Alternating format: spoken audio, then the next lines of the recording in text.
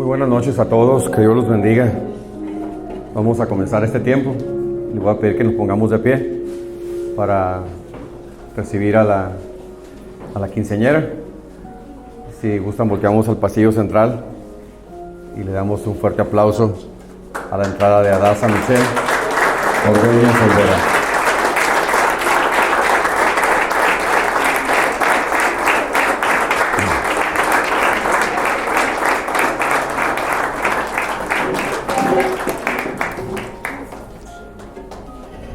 Vamos a orar y comenzamos con este tiempo. Padre, te damos muchas gracias por darnos esta oportunidad de estar aquí en tu presencia.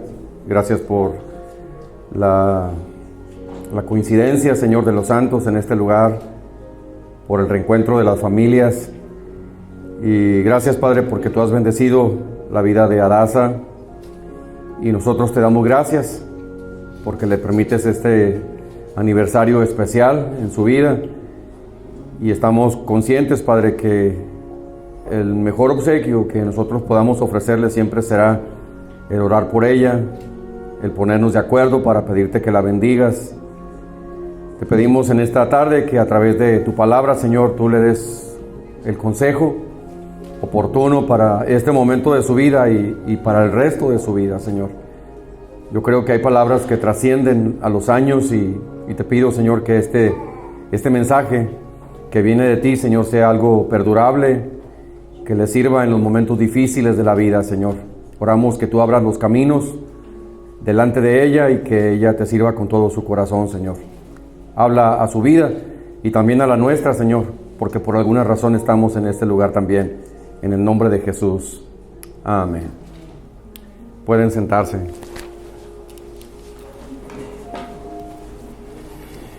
Adasa, antes de comenzar con el consejo que quiero entregarte de parte de Dios, no puedo olvidar cuando naciste. Ya habías nacido, pero no te conocíamos en casa todavía.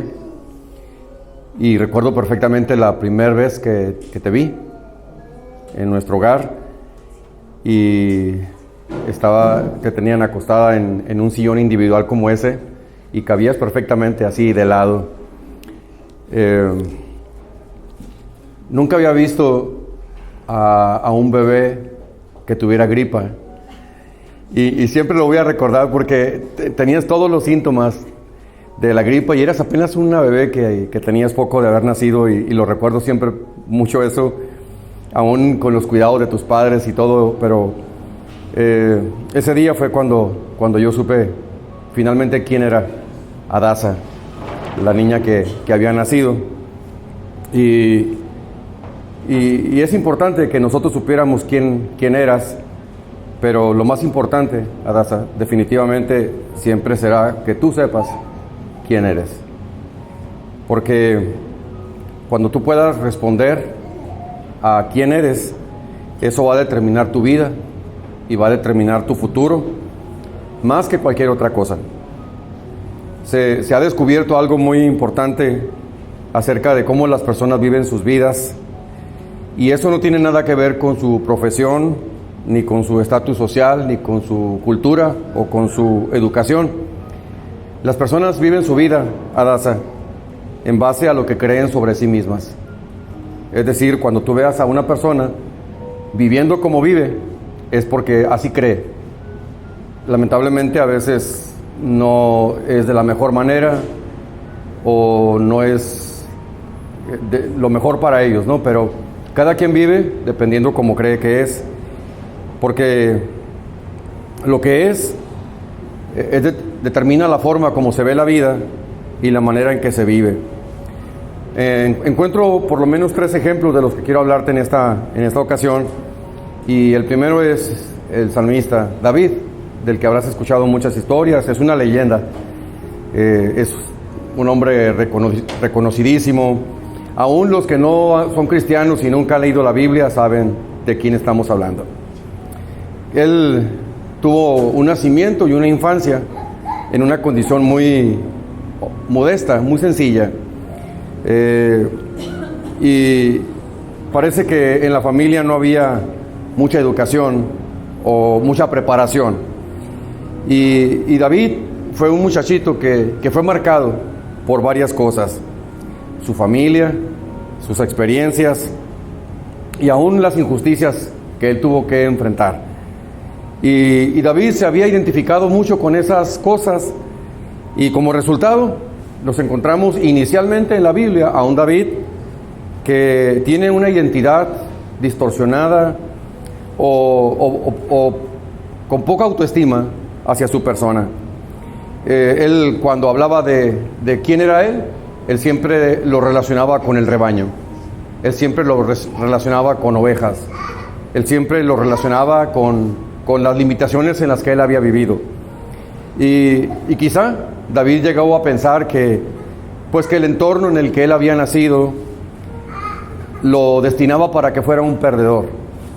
Cuando el profeta fue a buscar en su familia a quien sería el siguiente rey de Israel, la Biblia dice que su padre ni siquiera lo mandó llamar. Era el más pequeño, así que él está ocupado y tuvo que ser el profeta el que le dijera: ¿no tienes a alguien más? ¿No tienes otro hijo? Y entonces pareciera que Isaí se acuerda que tiene un hijo más, lo manda a llamar, y tú ya conoces la historia. Él era el elegido por Dios para ser el rey de Israel. Pero estas cosas duelen, que tu padre no se acordara de ti, que no te incluyera en un proyecto tan bonito como ese. Parece que hubo varias cosas que marcaron la identidad de David. Y nuestra identidad, Adasa, es lo que uno piensa y cree acerca de sí mismo. Curiosamente, no es lo que Dios piensa o sabe de ti lo que determina tu futuro. Dios tiene pensamientos acerca de ti. Dios cree de una forma determinada acerca de ti. Pero no es lo que Dios piensa o lo que Dios sabe de ti lo que determina cuál va a ser tu futuro, sino lo que tú piensas de ti misma. Porque si todos viviéramos como Dios piensa y determina de nosotros, todos viviríamos vidas exitosas y de resultados y de fruto. Y encontramos acá en otro ejemplo en la Biblia a Israel, al pueblo de Israel, que cuando se enfrenta a sus enemigos llegando a la tierra prometida, dicen ellos: éramos nosotros, a nuestro parecer, como langostas, y así les parecíamos a ellos. Resulta, Adasa, que dice la Biblia que el pueblo de Canaán, la gente que habitaba Canaán, estaban atemorizados porque supieron que llegaban los hijos de Israel. Ellos tienen miedo porque han oído las cosas que Dios hizo a favor de ellos, cómo Dios los libró de Egipto, cómo Dios abrió el mar, cómo Dios los había sustentado. Dice que ellos temían porque el pueblo de Israel estaba llegando, pero ellos tienen un problema. El problema es lo que ellos pensaban de sí mismos. Y dicen: nosotros éramos como insectos comparados con ellos. Mientras estuvieron en Egipto, este pueblo fue marcado por sus experiencias y estaban limitados por lo que ellos pensaban de sí mismos. Una vez un hombre fue a un taller donde hacían tatuajes, y había estaban ahí todos los modelos de tatuajes que se podían hacer, y había uno que decía: soy un perdedor. Y entonces le pregunta al tatuador: ¿pero existe gente que se llegue a tatuar esto? ¿Quién se quiere tatuar en su cuerpo: soy un perdedor? Y le dijo la otra persona que sí, y que era más frecuente de lo que se pensaba que la gente llegara a que le tatuaran la frase: soy un perdedor. Y entonces le pregunta al tatuador: ¿cómo es posible que haya gente que se tatúe esto en su cuerpo? Y el tatuador le dijo: es que ya lo tienen tatuado en su mente y en su alma. Así que, ¿qué es un tatuaje? Es una marca exterior de una persona. Son personas que así piensan y así creen de sí mismos. Si le preguntáramos a Dios qué es lo que Dios piensa y qué es lo que Dios sabe y cree acerca de esas personas, la versión sería totalmente diferente. Por eso te decía hace un momento que no es lo que Dios piensa y cree de ti lo que va a determinar tu éxito, sino lo que tú piensas de ti misma. Y la Biblia, cuando habla de ti, dice que eres un linaje escogido, que eres un real sacerdocio, que perteneces a una nación santa, que eres parte de un pueblo adquirido. Tú eres heredera de un linaje de generaciones en la familia, de gente temerosa de Dios, gente que hace muchos años, cuando verdaderamente era difícil ser cristiano, abrazaron la fe, creyeron en Jesús. Y por parte de tu padre, por parte de tu madre, ha habido generaciones de gente temerosa de Dios, de siervos de Dios. Y ahora ustedes son la siguiente generación que debe creer de sí mismo que tienen un linaje especial, que van a honrar el nombre de Dios, el nombre de la familia, que van a exaltar al Señor por la confianza que les ha brindado. Si tú le preguntaras a Dios, Dios, ¿qué piensas de mí? ¿Qué crees de mí? ¿Qué sabes de mí?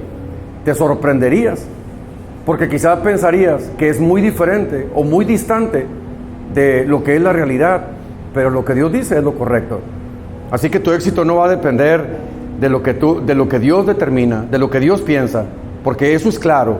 Él te ama, Él tiene planes de bien, Él dice que quiere darte un futuro lleno de esperanza, pero sin embargo, el problema radica en lo que nosotros creemos de nosotros mismos. Hablando de nuestro personaje, David, luego nos encontramos que tuvo un cambio muy interesante. Ya no es el David que habla con baja autoestima, ya no es el David que se siente, que únicamente cree que nació para ser cuidador de ovejas. Ya tiene otro lenguaje, tiene otro discurso, tiene otra actitud. Pero la pregunta es, ¿qué le pasó a David? ¿Cómo cambia de ese lenguaje de limitaciones y de poco y de estrechez, pero ahora empieza a hablar un discurso muy diferente?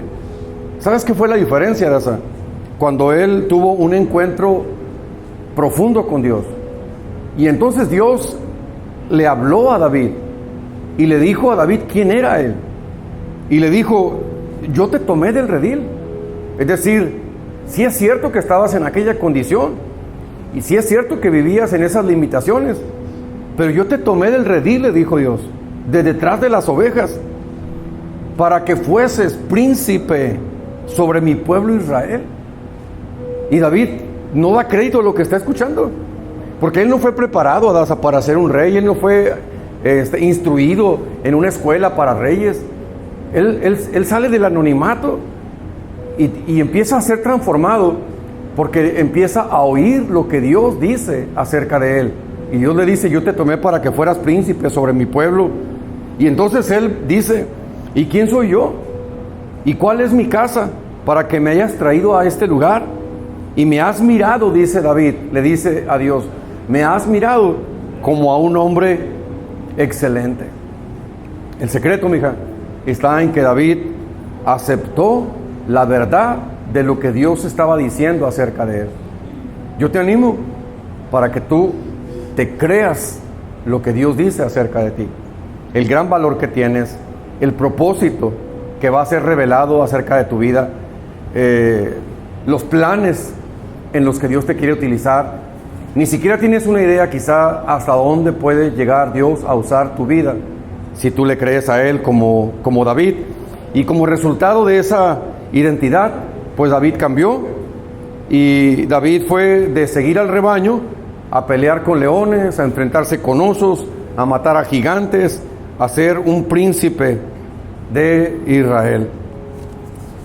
El segundo caso del que yo quiero hablarte es el de Gedeón. Este personaje nos revela el capítulo 6 de Jueces lo que él creía de sí mismo. Y cuando él deja saber cómo pensaba de sí mismo, dice, entonces le respondió al ángel de Jehová, ay, Señor mío, ¿con qué salvaré yo a Israel? Viene un ángel de Dios y le dice a Gedeón que él va a ser utilizado como un instrumento para libertar al pueblo de sus opresiones. Y él dice, ¿yo? ¿Con qué salvaré yo a Israel? Y luego comienza a dar su testimonio de limitaciones, de imposibles, de no puedo, de no soy yo la persona adecuada. Y dice, he aquí mi familia es pobre en Manasés, y yo soy el menor de la casa de mi padre. Tú ya sabes que Gedeón termina siendo el hombre que liberta al pueblo de Dios, de esta opresión por lo menos. Pero ¿cómo lo hizo? Si al principio él ni creía en él.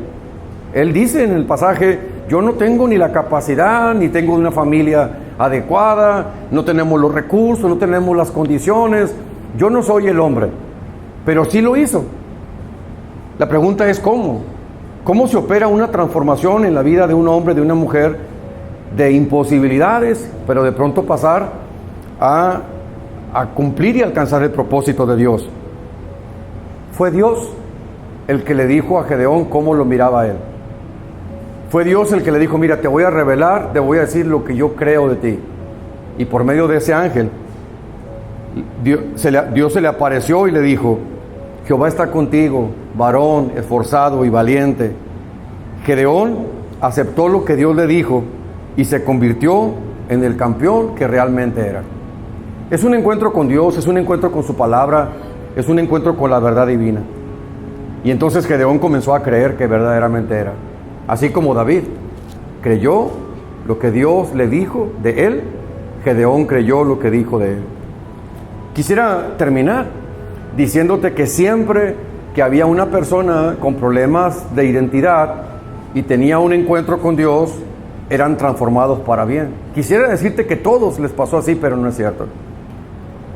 Hay un tercer personaje llamado Saúl.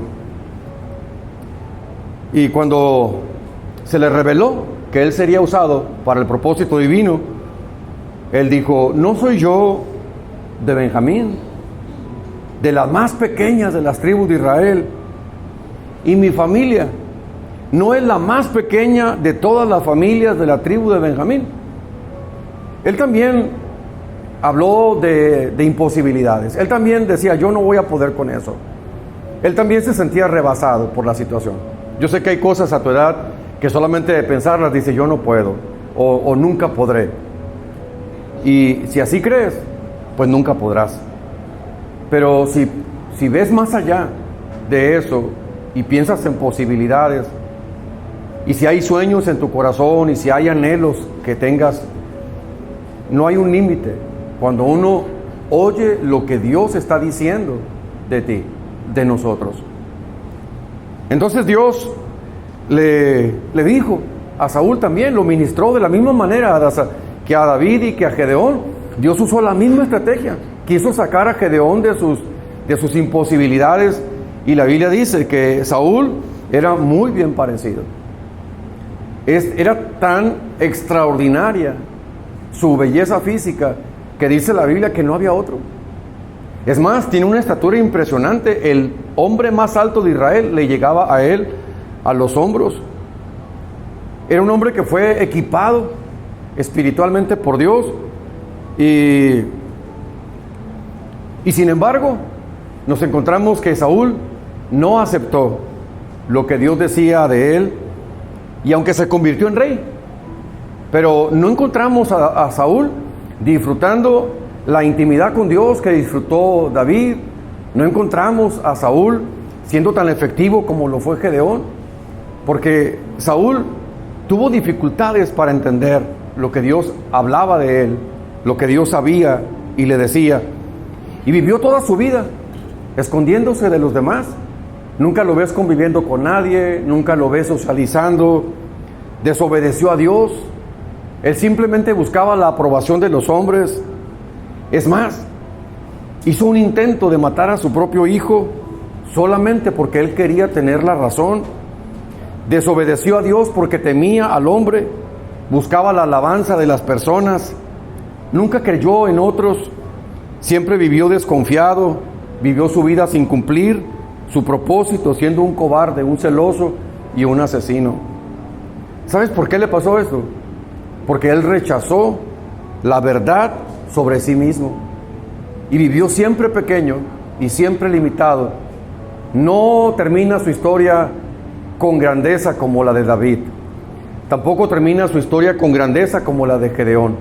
Los tres compartían un mismo origen. Los tres compartieron las mismas circunstancias. Los dos primeros recibieron la palabra de Dios.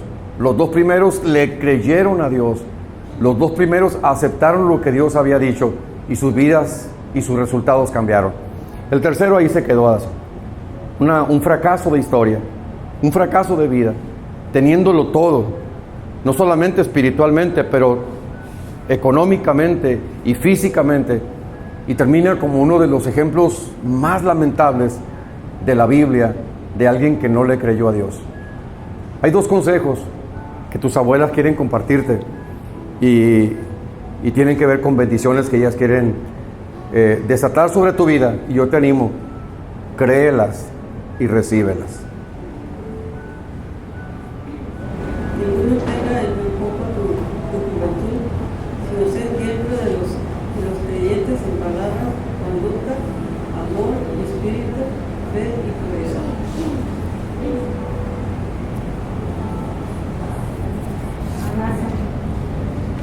Jehová te bendiga y te guarde. Jehová haga resplandecer su rostro sobre ti y tenga de ti misericordia. Dios alce sobre ti su rostro y ponga en ti paz.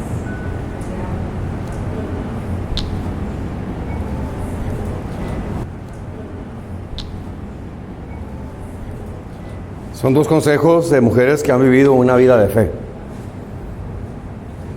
y que te han dado testimonio. Muy pocas niñas, muy pocas jovencitas pueden tener la riqueza que a ti te ha rodeado. Porque el hecho de que ustedes vivan con bendición, como familia Ordóñez Olvera, es porque los Ordóñez buscaron a Dios, porque los Olvera buscaron a Dios. Y de allí se formaron un padre y una madre que Dios te concedió. Y naciste con un legado, con una herencia espiritual. Y mucho de eso que tú puedes disfrutar ahora, se lo debes a los abuelos que abrieron el camino y que buscaron a Dios. Pero también tu padre quiere mencionar una oración en esta noche.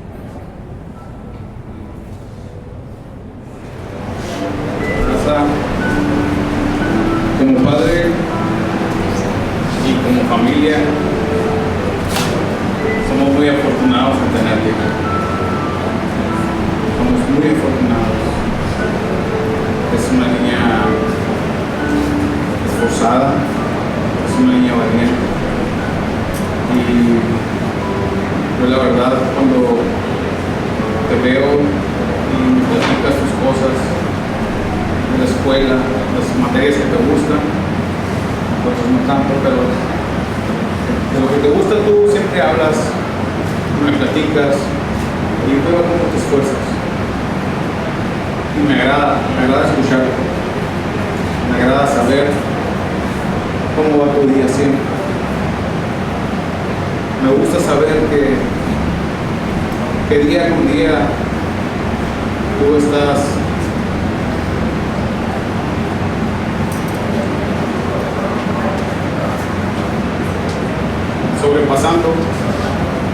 sobrepasando cada una de las cosas. Y gracias a Dios por tu vida. Te amamos con toda nuestra vida, con todo nuestro corazón. Eres nuestra princesa. Hace 15 años enviaste una niña a nuestro hogar. Le pusimos por nombre Adasa. Y hasta el día de hoy ha sido una bendición. Pues a través de ella, tú nos has dado amor y alegría. No teníamos experiencia, ninguna como padres. Pero tú nos enseñaste, hija, para después recibir a Axel y a Ana. Señor, te damos las gracias por ella y por el privilegio que nos has dado de ser la familia Ordóñez Olvera.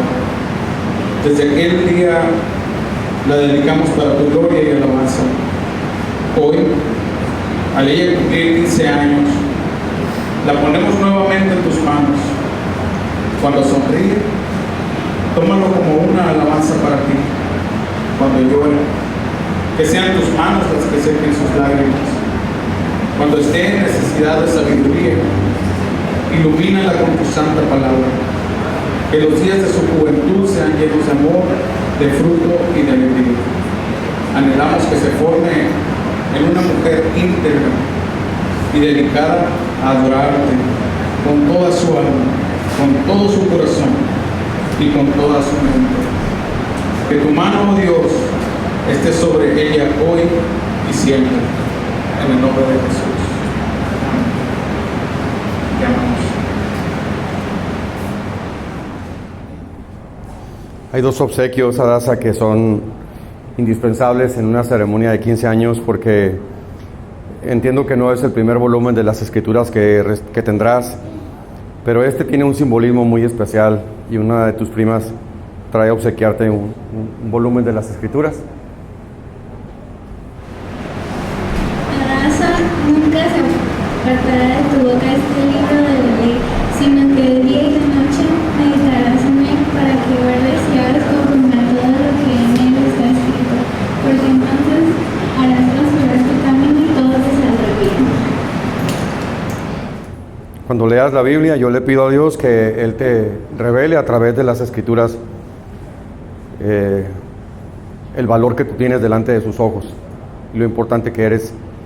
Y si Dios te mandó a este mundo, Adasa, es porque hay un propósito, hay algo que hacer y nadie lo va a poder hacer más que tú.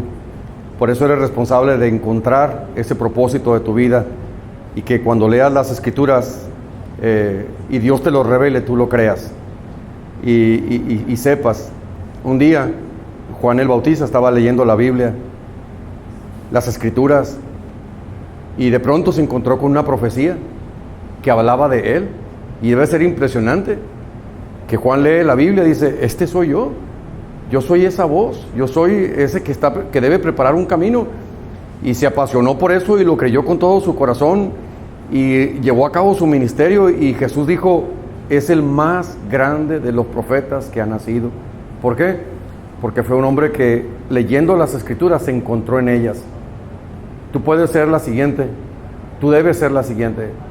Lee la Biblia y que cuando la leas descubras cuáles son aquellas cosas con las que Dios está hablándote a ti personalmente acerca de tu propósito. Pero esta palabra, Adasa, no solamente es para leerla, sino para que la ates a tu vida. Y tu siguiente prima también trae un obsequio similar. Adasa, no te olvides de mi ley y tu corazón guarda mis mandamientos, porque la largura de días y años de vida y paz te aumentarán. Nunca te aparten de ti la misericordia y la verdad. Átalas a tu cuello, escríbelas en la tabla de tu corazón. Te hallarás gracia y buena opinión ante los ojos de Dios y los hombres. Bueno, una gran sorpresa es que Axel lee español, no sabía, y muy bonito. Y el versículo dice: átalas a tu cuello. Así que, como ese cadena que te regalaron es un adorno y te ves linda con él, así también la palabra nos embellece. Y no hay mujer más linda que aquella mujer que refleja a Cristo y que habla la palabra cuando abre su boca. Así que átalas a tu corazón, átalas a tu cuello, y que Dios te dirija en todas las cosas. Vamos a estar de pie. Adasa, ven aquí conmigo, por favor, y también nosotros nos ponemos de pie para hacer una oración de consagración.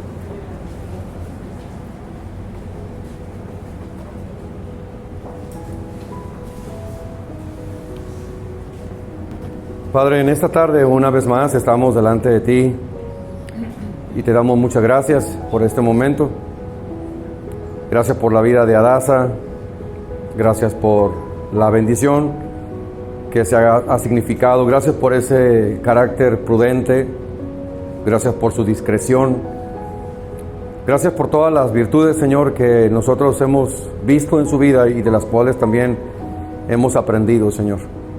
Gracias porque ha visto a las mujeres de su familia y hay un reflejo de ellos, Señor, en su corazón.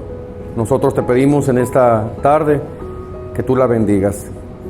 Deseamos, Señor, la bendición plena del cielo sobre su vida. Que tú le guardes en todos sus caminos, que le libres. Y nosotros, Señor, le enviamos como una embajadora hacia el futuro, Señor, como una generación nueva que se levanta y pondrá en alto tu nombre, Señor, honrando un legado espiritual y honrando el testimonio, Señor. Pedimos que donde quiera que ella esté, Señor, sea pacificadora y sea de bendición y tenga una palabra de esperanza, y que siempre ella sea parte de las soluciones y no parte de los conflictos y de los problemas, Señor. Gracias por este momento, y como le has guardado hasta aquí, oramos que tu gracia se siga manifestando sobre su vida, Señor. Te damos muchas gracias, y todos los presentes la bendecimos con todo nuestro corazón, deseando para ella, Señor, que el bien y la misericordia le sigan para donde quiera que se mueva. Y una vez más, como se hizo hace 15 años, la consagramos para gloria de tu nombre, Señor, en el nombre de Jesús. Amén. Amén. Te bendiga. Dios los bendiga. Un aplauso para Adasa.